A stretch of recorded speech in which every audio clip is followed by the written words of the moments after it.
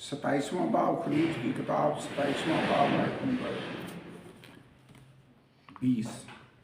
अब तू बनी इसराइल को हुक्म देना कि वो तेरे पास कूट कर निकाला हुआ जैतून का खालस तेल रोशनी के लिए लाएं ताकि चिराग हमेशा जलता रहे। हमें इज्तिमा में उस पर्दा के बाहर जो शहादत के संदूक के सामने होगा, हारून और उसके बेटे शाम से सुबह तक शमादान को खुदावंद के रूबरू आरास्ता रखें। यह दस्तूर और अमल बनी इसराइल के लिए नस्ल दर नस्ल सदा कायम रहेगा। अब शमादान का हमने जिक्र पढ़ा है, जो 7 मुख्तलिफ शाखों पर मुश्तमिल होता, नीचे से वो एक ही होता था, उसमें ऑयल डलता, और ऑयल जो था वो आम कोई ऑयल नहीं बल्कि जैतून का तेल होता था। उसको कैसे बनाना है? कूट कर बनाना है, कूट कर ऑयल निकालना है। ये आजकल थोड़ा मॉडर्न ज़माना आ गया, बना बनाया निकला हुआ तेल ही आपको शीशियों में मिल जाता है, लेकिन उस वक्त लोग खुद कूट कर उसको में से तेल निकालते थे। जैसे बादाम कूट कर उसमें से भी तेल निकालते हैं, बादाम रोगन जिसको कहते हैं, वो भी बनाते थे लोग। तो ये ऐसे उसको निकालते। इसके लिए अगर आप नोट करें तो इसराइल के मुल्क में जैतून का दरख्त जो था वो कसरत के साथ पाया जाता, जैतून के बागात हुआ करते थे। तो मैं सोच रहा था ये पढ़ करके, खुदा जिस चीज़ को चाहता है कि उसको मेरे काम के लिए इस्तेमाल किया जाए, वो कसरत के साथ ऑलरेडी लोगों को मुहैया भी करता है, प्रोवाइड भी करता है। देखिए, उनके मिस्र से निकलते हुए खुदा ने उन्हें सोना चांदी कीमती कपड़े वो सारा कुछ दे दिया। आगे चलकर वही चीज़ें खुदा के काम के लिए इस्तेमाल लोगों ने हदिये के तौर पर उनको ऑफरिंग के तौर पर खुदा की हजूरी में प्रेजेंट कर दी। जैतून पहले ही बड़ी वाफर मकदार में उस एरिया के अंदर पाया जा रहा है। ये खुदा ने मुकर्रर कर दिया। खुदा जानता था कि यही है, जैतून को कूट कर जो तेल निकाला जाएगा उसके फलों में से, वो मेरे हैकल के अंदर शमादान की रोशनी के लिए इस्तेमाल होगा। इसको पढ़ लेते हैं बुक में से, यहाँ पे क्या लिखा हुआ है, पढ़े। आप में से कोई पढ़े, क्या लिखा है? शमादान के लिए कूटे हुए जैतून का खालिस तेल इस्तेमाल किया जाता था। ये रूह कुद्स की अलामत है। हुक्म था कि ये मुसलसल जलता रहे, यानी हर शाम से सुबह तक। खैमा इज्तिमा यहाँ खुदा की सुकूनत गाह के तौर पर इस्तेमाल किया गया है, लेकिन ये मूसवी तरफ से खड़े किए गए आर्जी खैमा के लिए मुस्तमल हुआ। ये खास तौर पर पॉइंट काबिल गौर है कि खुदा नहीं चाहता था कि इस पाक मकान के अंदर जब काहिन एंटर हों या ना भी हों तो वहाँ पर अंधेरा रहे। वहाँ पर अगर आपको याद है, ये चारों तरफ से बांध था, आगे भी पर्दा, पीछे भी पर्दा, साइडों पे भी पर्दे लगे हुए हैं, तो सूरज की लाइट तो अंदर नहीं जाती या बाहर से रोशनी तो नहीं जाती। अगर कोई लाइट का सरचश्मा है तो वो ये शमादान, और शमादान के बारे में खुदा की ये इंस्ट्रक्शन थी कि ये चिराग हमेशा जलता रहे, बुझने ना लगे। वैसे इसने हमें क्या कहा है? तुम दुनिया का नूर हो। हमारी रोशनी आदमियों के सामने चमके, और ये रोशनी बुझनी नहीं चाहिए। तेल अगर पाकरू की मिसाल है तो फिर रोशनी हम अपने तौर से नहीं दे सकते। जब तक तेल खुदा का रूह हमारी ज़िंदगी के अंदर नहीं होगा, हम रोशन रह नहीं सकते। We need the oil. Oil रूह की मिसाल है। आगे हम बढ़ते हैं 28वां बाब और 29वां बाब। ये स्पेशली काहिनों के ड्रेस के बारे में इंस्ट्रक्शंस है। इसको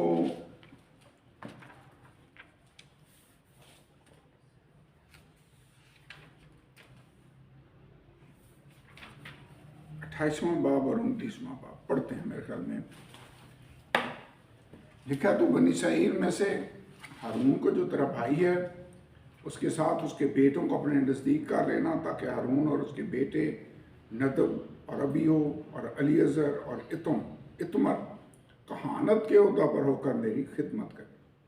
तो अपने भाई हारून के लिए इज्जत और जीनत के वास्ते मुक़द्दस लिबास बना देना। तो उन सब रोशन ज़मीरों से जिनको मैंने हिकमत की रूह से भरा है कि वो हारून के लिए लिबास बनाएं ताकि वो मुक़द्दस होकर मेरे लिए कायम की खिदमत को अंजाम दे। और जो लिबास वो बनाएंगे ये है, यानी सीना बंद और अफूद और जुब्बा। जुब्बा किसको कहते हैं? पगड़ी को जी। और 4 खाने का कुर्ता और अमामा। अमामा भी तो पगड़ी है, क्यों जी? जुब्बा जुब्बा फिर क्या हुआ? जुब्बा मेरे ख्याल में गाउन टाइप नहीं होता? गाउन टाइप, जुब्बा गाउन टाइप है। अमामा जो है ये पगड़ी हो और कमर बंद। वो तेरे भाई हारून और उसके बेटों के वास्ते ये पाक लिबास बनाएं ताकि वो मेरे लिए कायम की खिदमत को अंजाम दे। वो सोना और आसमानी और अर्गवानी और सुर्ख रंग के कपड़े और महीन कतान दें। वो अफूद सोने और आसमानी अर्गवानी और सुर्ख रंग के कपड़ों और बारीक बटे हुए कतान का बनाएं, जो किसी माहिर उस्ताद के हाथ का काम वो इस तरह से जोड़ा जाए कि उसको दोनों मोंढों के सिरे आपस में मिला दिए जाएं। और उसके ऊपर जो कारीगरी से बना हुआ पटका उसके बांधने के लिए होगा, उस पर अफूद की तरह काम हो और वो उसी कपड़े का हो और सोने और आसमानी और अर्गवानी और सुर्ख रंग के कपड़ों और बारीक बटे हुए कतान का बना हो। और तू 2 सुलेमानी पत्थर लेगा, उन पर इसराइल के बेटों के नाम कंधा करना। यानी 2 पत्थर लेने हैं और उन पर नाम कंधा करने। उनमें से 6 के नाम तो एक पत्थर पर और बाकियों के 6 नाम दूसरे पत्थर पर, उनकी पैदाइश की तरतीब के मुआफिक हों। तो पत्थर के कंधाकार को लगाकर अंगुश्तरी के नक्श की तरह इसराइल के बेटों के नाम उन दोनों पत्थरों पर कंधा करा के उनको सोने के खानों में जुड़वाना और दोनों पत्थरों को अफूद के दोनों मोड़ों पर लगाना ताकि ये पत्थर इसराइल के बेटों की यादगारी के लिए हों। हारून उनके नाम खुदा उनके रूबरू अपने दोनों कंधों पर यादगारी के लिए लगाए रहे। ओके, इसके बाद आगे इनकी और डिटेल है, मेरे ख्याल में बाकी हम बुक में से पढ़ते हैं। 28वां बाब, कायनों का लिबास। वैसे कायनों का ड्रेस जो है, एक बात मैं नोट कर रहा हूँ, लिखा है पाक लिबास में। तो उनका जो ड्रेस था वो भी उसको खुदा पाक कह रहा है। सरदार कायन और उसके बेटों का लिबास बयान किया गया है। ये लिबास, उनके रंग, पत्थर वगैरह सब हमारे सरदार काहिन मसीह के जलाल के मुख्तलिफ पहलुओं की अलामत है। हारून के ख़ानदान को कहानत की खिदमत दी गई। 28वां बाब 3 आयत से 29वीं आयत। सरदार काहिन के 2 तरह के लिबास थे, जलाल और खूबसूरती के लिबास जो रंगीन थे और उन पर बहुत खूबसूरती से कढ़ाई का काम किया गया था। सफ़ेद कतानी लिबास जिसको यहाँ अफूद कहा गया है। तो अफूद फिर क्या हुआ? सफ़ेद कलर का कतानी लिबास वो होता था। ये कतान क्या होता है? सर ये रेशमी होती है और पतला सा होता है कपड़ा, ये उसको कतान कहते हैं। हाँ जी, वो कतान होता है।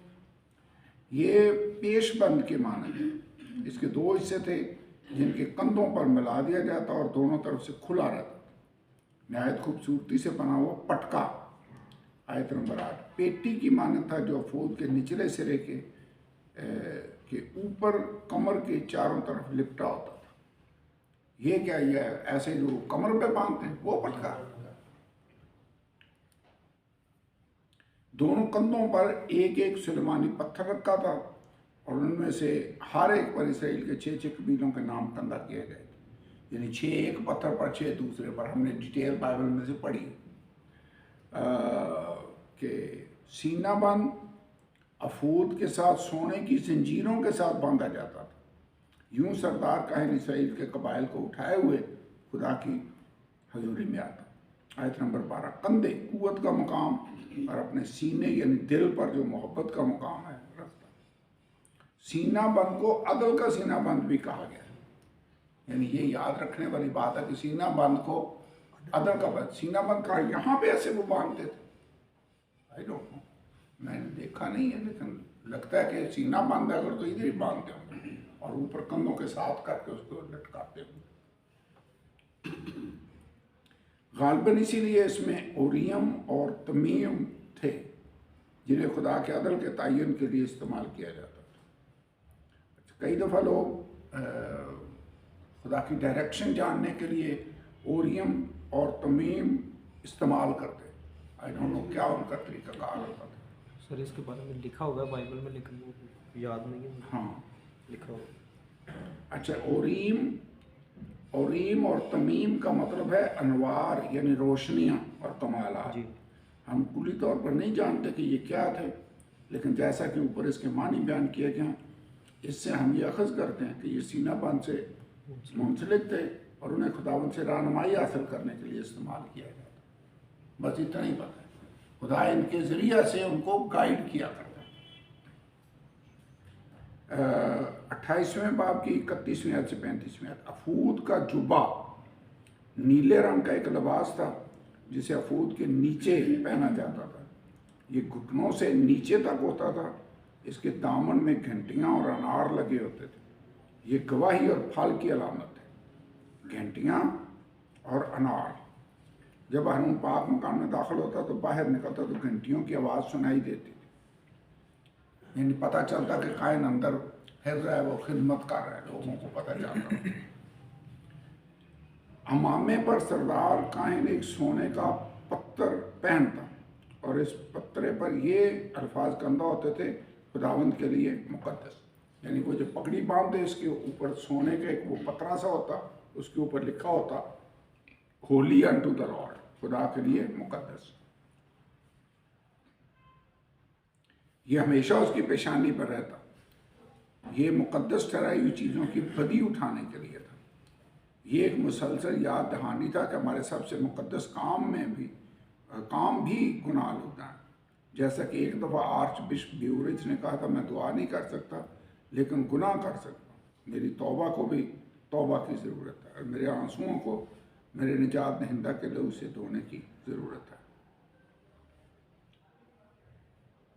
ये पता नहीं किस आर्च बिशप ने कहा। एनीवे, सरदार कायन नीले लिबास के नीचे बारीक कतान का बना हुआ 4 खाने का कुर्ता पहनता। इसके लिए कढ़ाईदार कमरबंद भी होता था। हारून के बेटे कुर्ते, कमरबंद और पगड़ियाँ पहनते। ये इज्जत और जीनत के वास्ते था।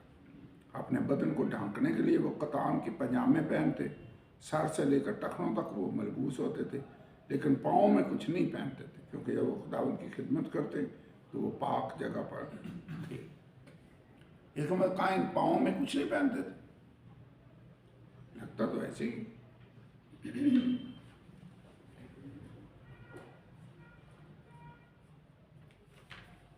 ओके, ये करने के बाद फिर उन्होंने काहिनों की तकदीस की। 29वें बाब। अभी तो उनकी ड्रेसिंग है, इसको पढ़ डालें। 28वां बाब 39वीं आयत से पढ़ें बाइबल में से। यहाँ पे क्या है? 28वां बाब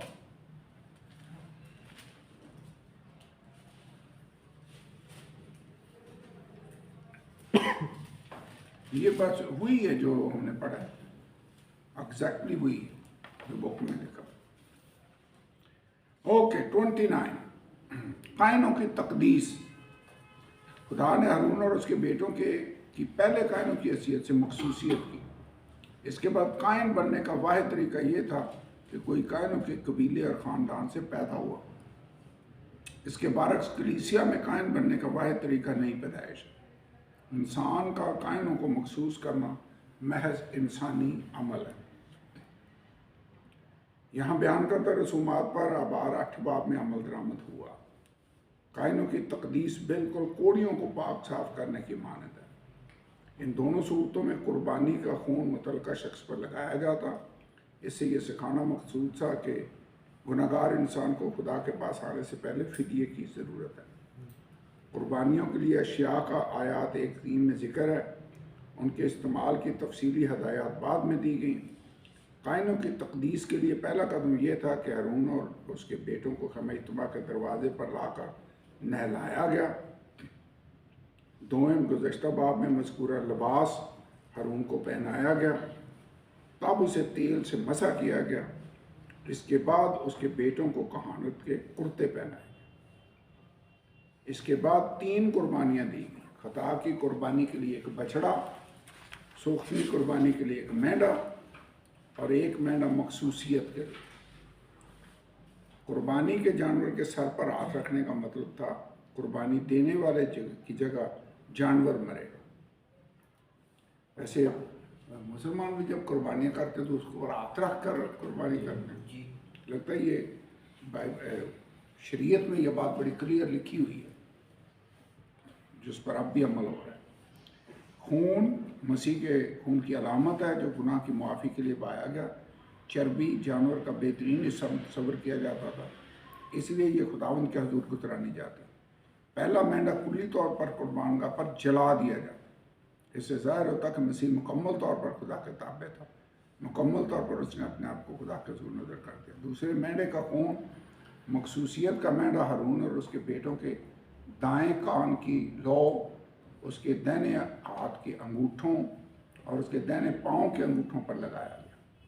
यानी दो जानवर थे, एक को पूरे को जला दिया गया सोख्ती कुर्बानी के तौर पर, दूसरे के खून को लेकर उसके कान की लौ पर, अंगूठे पर और पाँव पर लगाया गया, दाहिने पाँव के अंगूठों पर लगा दिया।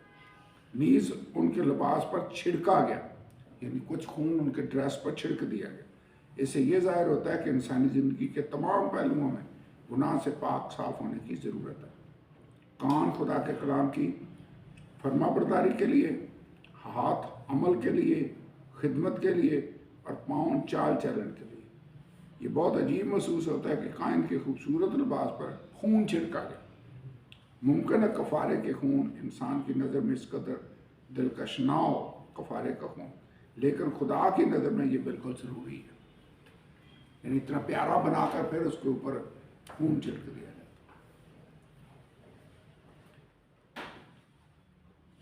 आगे जी, इसके बाद मूसा ने कायनों के हाथों में वो चीज़ें दी जो कुर्बानी के लिए ज़रूरी थी और यूं उन्हें कुर्बानी का इख्तियार दिया। पहली कुर्बानी खुदावंद के हुजूर हलाई गई, बाद अदना सोख्तनी कुर्बानी की कुर्बान पर जलाई गई।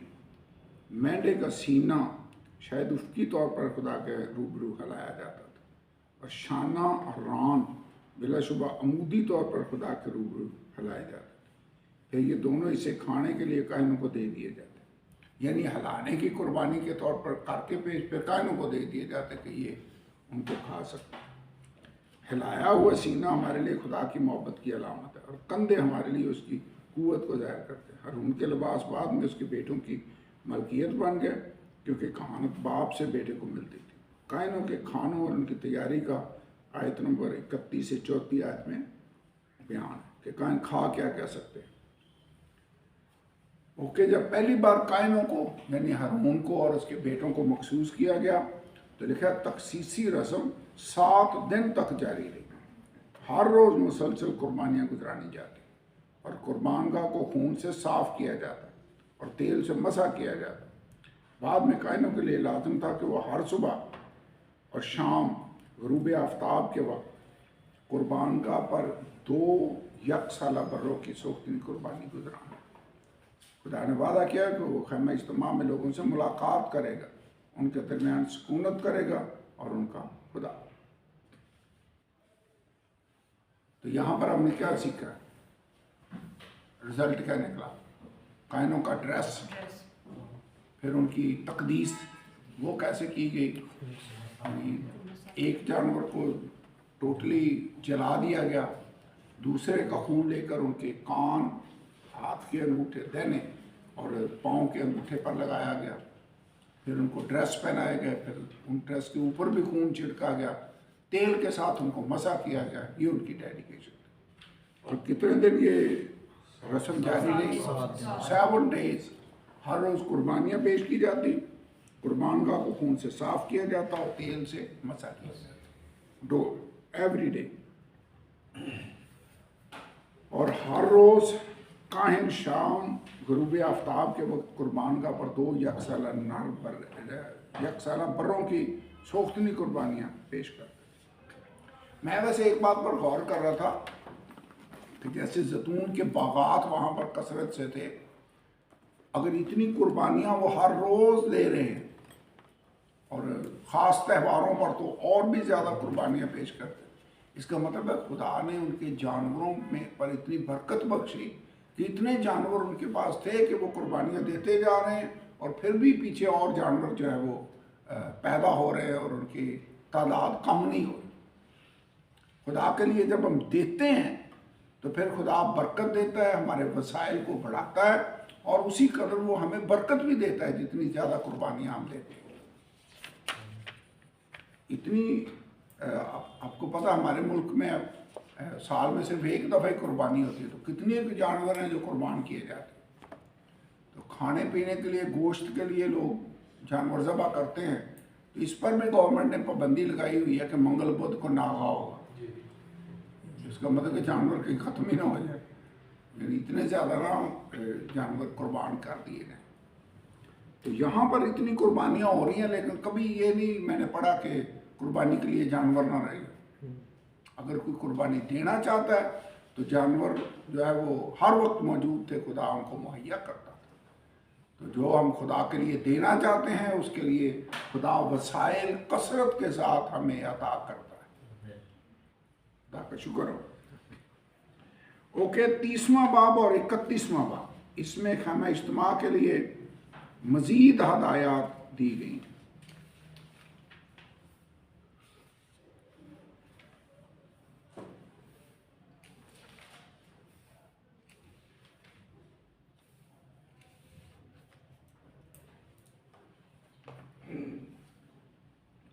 तीसवां बाब,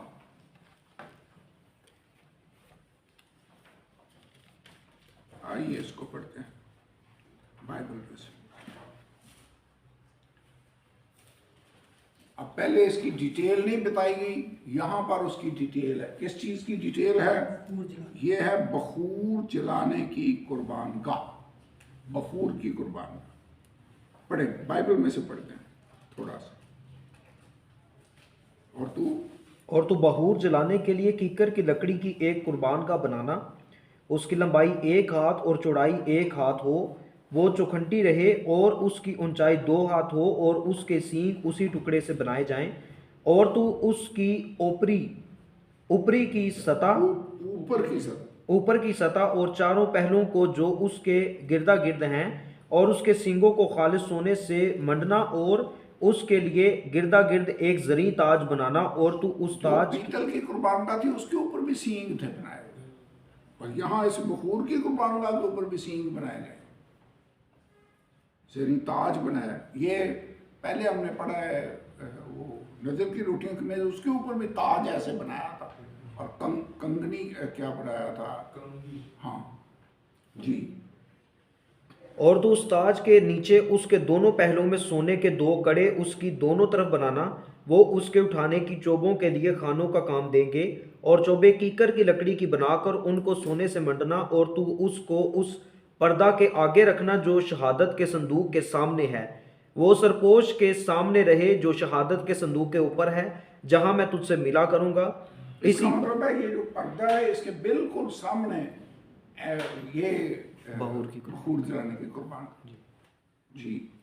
इसी पर हारून खुशबूदार बखूर जलाया करे, हर सुबह चिरागों को ठीक करते वक्त बखूर जलाए, और जवाल गरूब के दरमियान भी जब हारून चिरागों को रोशन करे तब बखूर जलाए। ये बखूर खुदावन के हुजूर तुम्हारी पुश्त दर पुश्त हमेशा जलाया जाए।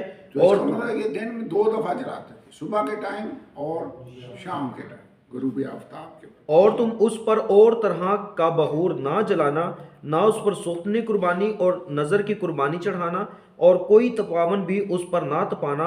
हारून साल में 1 बार उसके सींगों पर कफारा दे। तुम्हारी पुश्त दर पुश्त साल में 1 बार इस खता की कुर्बानी के खून से जो कफारा के लिए हो उसके वास्ते कफारा दिया जाए।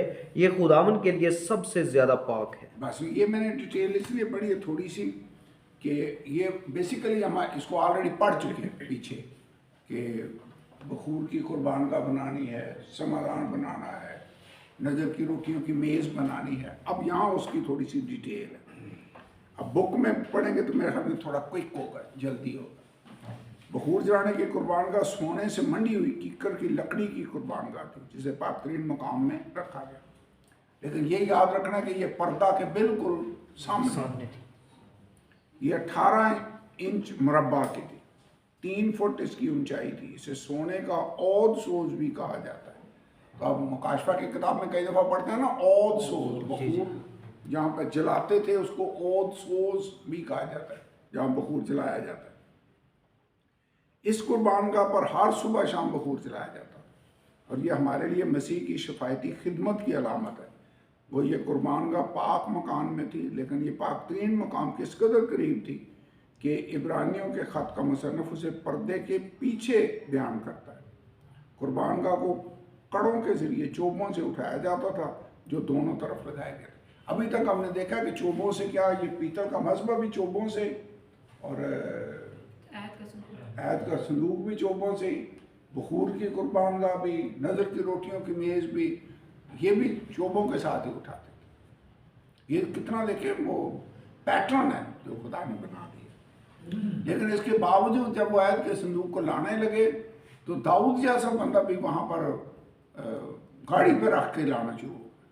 हालांकि ये तो जब ये पढ़े तो बड़ा अंडरस्टूड सा है कि वो कड़े बनाए ही इसी मकसद के लिए गए कि चोपे बीच में रहें, उनको निकालना ही नहीं, ताकि जब भी देखें आपको पता हो कि इसको उठाना है इसके लिए, इसके साथ रिमाइंडर वैसे खुदा ने रखा हुआ था कि कड़ों में से उन चोबों को, उन बांसों को निकालना नहीं, ताकि भूलो ना। लेकिन बंदे फिर भी भूल जाते, दाऊद जैसा बंदा भूल गया। ओके, फिदिये की कीमत। खुदा ने हुक्म दिया कि हर 20 साल या से ज़ायद उम्र का इसराइली मर्द अपने लिए नीम मिस्काल फिदिये के तौर पर दे। नीम मिस्काल यानी आधी मिस्काल फिदिये के तौर पर देनी है खुदा के घर में। ये गरीब और अमीर दोनों के लिए एक जैसी अदायगी थी, और ये उस वक्त आयद की जाती जब मर्दमशुमारी की जाती, जब लोगों को गिना जाता तो हर एक का फिदिया दिया जाता और फिर उनकी गिनती मुकम्मल होती। वैसे हो सकता है ये मिस्टेक हो, जब दाऊद ने एक दफ़ा लोगों को गिना था तो खुदा की तरफ से आफत नाजिल हो गई और लोग मरना शुरू हो गए थे मर्दमशुमारी के वक्त। जो कि मर्दमशुमारी का सही तरीका ही ये था कि जिस जिसका गिनती होती जाए वो नीम मिस्काल अपने फिदिये के तौर पर देता है। वहाँ वैसे नहीं मुझे लगता कि किसी ने ये इस कानून पर अमल किया। शायद यही वजह थी कि लोग मर्दमशुमारी के नतीजे में मरने लगे। ये वबा से तहफ़्फ़ुज़ की ज़मानत थी। पढ़े 12 आयत क्या लिखा है, 30वां बाब 12वीं आयत। जब तू बनी इसराइल का शुमार करे तो जितनों का शुमार हुआ हो वो फी मर्द शुमार के वक्त अपनी जान का फिदिया खुदावन के लिए दें, ताकि जब तू उनका शुमार कर रहा हो उस वक्त कोई वबा उनमें फैलने ना पाए। लो जी, ये तो क्लियर ही हो गया। मैं कई दफ़ा सोचता था कि दाऊद ने बंदों को गिना तो वबा क्यों शुरू हो गई। मेरे ख्याल में ये वजह, वबा खुदा ने कहा था कि तुम फिदिया देना, ऐसा ना हो कि लोग मरना शुरू हो जाए, वबा आ जाए। That is the reason. ये नीम मिस्काल खुदावन के लिए नजर है, तो 20 साल से ऊपर है तो वो खुदा के लिए ये नजर देगा। ओके, शुरू में ये खैमा इज्तिमा के तख्तों को थामने के लिए चांदी के खानों के लिए खर्च की गई। चांदी मखलसी की अलामत है जो हमारे ईमान की बुनियाद है। मखलसी सब की ज़रूरत है और सब के लिए एक जैसी शराइत पर दस्तयाब है। तो ये जो फिदिये की रकम है, ये अमीर भी नीम मिस्काल देगा और गरीब। ये पॉइंट याद रखना है, सब के लिए यकसा है। अगर फिदिया नहीं दिया जाता तो वबा फूट सकती है, और इसकी एग्जाम्पल बाइबल मुकद्दस में मौजूद है। ओके, आगे बढ़ते हैं। पीतल का हौज। पीतल का हौज खैमा इज्तिमा के मदखल और कुर्बानगाह के दरमियान रखा हुआ था। ये कुर्बानगाह जो मज़बा है और उसके आगे है पीतल का हौज। कुर्बानगाह की डिटेल हम ऑलरेडी पढ़ चुके हैं, अब पीतल के हौज की डिटेल है। ये वो हौज था जिसमें काइन अपने हाथ पाँव धोते थे। ये आईनों के पीतल का बना हुआ था। उस ज़माने में शीशे ऐसे नहीं थे आईने जैसे आजकल हैं। पीतल जो चमकदार पीतल होता था उसको आईने के तौर पर ये लोग यूज़ करते थे, यानी शक्ल उसमें नज़र आती थी। पता नहीं बाल उसमें सही बना लेते होंगे या नहीं, चेहरा सही भी नज़र आता है या नहीं, लेकिन आईना पीतल का आईना होता था चमकदार आईना, जिसमें कायन अपने हाथ में धोते थे। ये आइनों के पीतल का बना हुआ था जो खवातीन की तरफ से हदिये के तौर पर दिया जाता। अच्छा, आईने उस वक्त भी खवातीन की तरफ से हदिया दिया था, बंदे काटी आईना में। ठीक है। उसकी लंबाई चौड़ाई का कोई जिक्र नहीं। अगर कोई काहिन तहारत के बगैर पाक चीज़ों को हाथ लगाता तो उसे सजाए मौत दी जाए। ये एक नहायत ही अहम याद दहानी है कि खुदावंद की खिदमत में दाखिल होने से कबल हमें रूहानी और इखलाकी तौर पर पाक होना लाज़िम है। यहाँ पर 3 दफ़ा खुदा ने इस बात को रिपीट किया कि हारून और उसके बेटे हैकल में जाएं जब खिदमत के लिए तो हाथ पांव धो लिया करें, ऐसा ना हो कि मर जाएं। यहाँ पर बड़ा क्लियर, ये पढ़ लें आए धोया करें 20वीं आयत, खैमा हाथ पांव धोया करें 19वीं आयत में लिखा है। 20 आयत में लिखा है खैमा इज्तिमा में दाखिल होते वक्त पानी से धो लिया करें ताकि हलाक ना हो। या जब वो कुर्बानगाह के नज़दीक खिदमत के वास्ते यानी खुदावंद के लिए सोखनी कुर्बानी के चढ़ाने को आएँ तो अपने अपने हाथ पांव धो लें ताकि मर ना जाएं। ये उसके और उसकी औलाद के लिए नस्ल दर नस्ल दायमी रस्म है। इसका मतलब है हाथ पांव धोना नहीं भूलना। खिदमत के लिए जाना है तो पहले अपने आप को पाक करना है, फिर जाकर तुमने खिदमत सर अंजाम दे दी। गुड। और ये हौज जिसमें हाथ पांव धोते थे नए अहदनामे में बपतिस्मे की एक मिसाल। हमें भी पानी के वसीला से गुनाहों की मुआफ़ी के लिए बपतिस्मा लेना होता है जिसमें हमारे गुनाह धुल जाते हैं। तौबा करो, तुम में से हर एक अपने गुनाहों की मुआफ़ी के लिए यीशु मसीह के नाम में बपतिस्मा। हनैनिया ने पौलुस रसूल से क्या कहा, अब क्यों देर करता है, उठ बपतिस्मा ले और उसका नाम लेकर अपने गुनाहों को धो डाल। वहाँ पानी से हाथ पांव धोना होता था, नए अहदनामे में गुनाह धुलते हैं बपतिस्मा में खुदावंद यीशु मसीह के नाम से। क्लियर है? आगे चलते हैं। मसा करने का तेल, मसा का पाक तेल खैमा इज्तिमा, इसके फर्नीचर कायनों को मसा करने के लिए इस्तेमाल किया जाता है। ये किसी और मकसद के लिए इस्तेमाल नहीं किया जा सकता था। यानी ये जो तेल था इसकी स्पेशल तरकीब थी कि ये चीज़ इसमें इतनी डालनी है। जैतून का अगर ऑयल है तो ऑयल में ये चीज़ इतनी डालनी है, ये इतनी, और उस तरकीब से कोई और तेल नहीं बना और इसको सिर्फ मसा करने के लिए इस्तेमाल कर। इसको अनॉइंटिंग ऑयल कहा जाता था। तो नए अहदनामे में हम अनॉइंट होते हैं पाक रूह से। ये पढ़ लें, ये अच्छा है। आयत नंबर 22 से खुदावंद ने मूसा से कहा तो मकदस की मिसकाल के हिसाब से ख़ास खुशबूदार मसाला लेना, यानी अपने आप निकला हुआ मोर 500 मिसकाल। मोर इसमें कितना डालना है? 500 मिसकाल।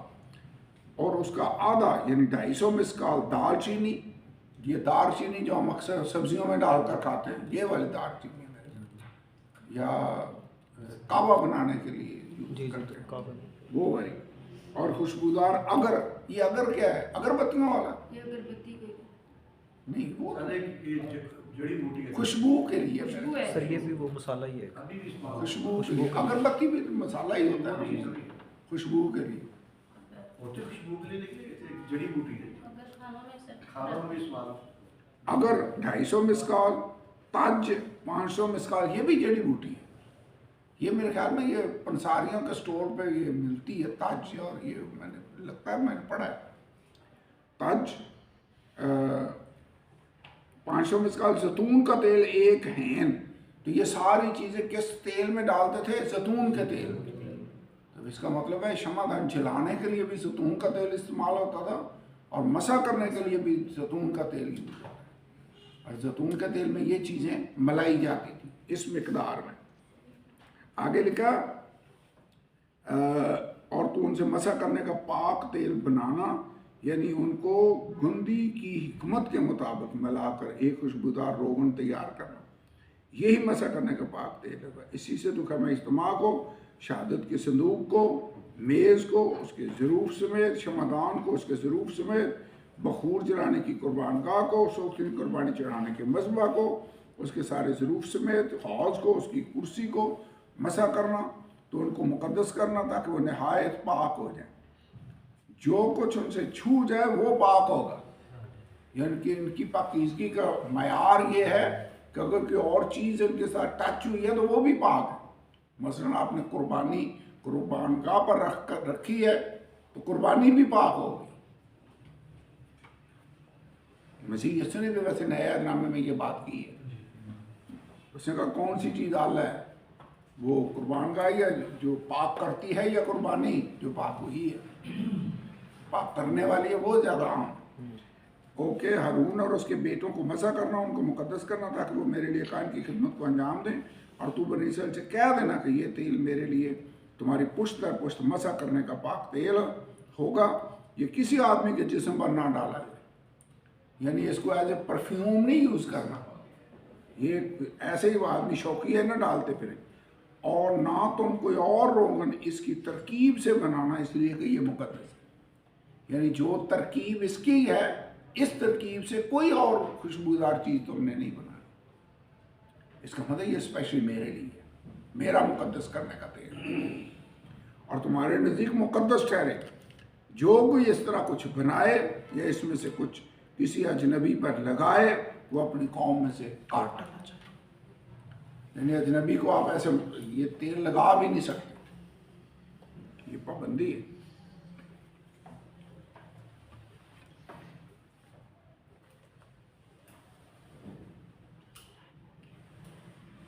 तो बखूर कैसे बनाना है, ये भी वैसे ही जैसे ये तेल बनाते थे, उसकी भी तरकीब यहाँ पर लिखी हुई है कि किस किस मिकदार में ये चीज़ें लेनी है।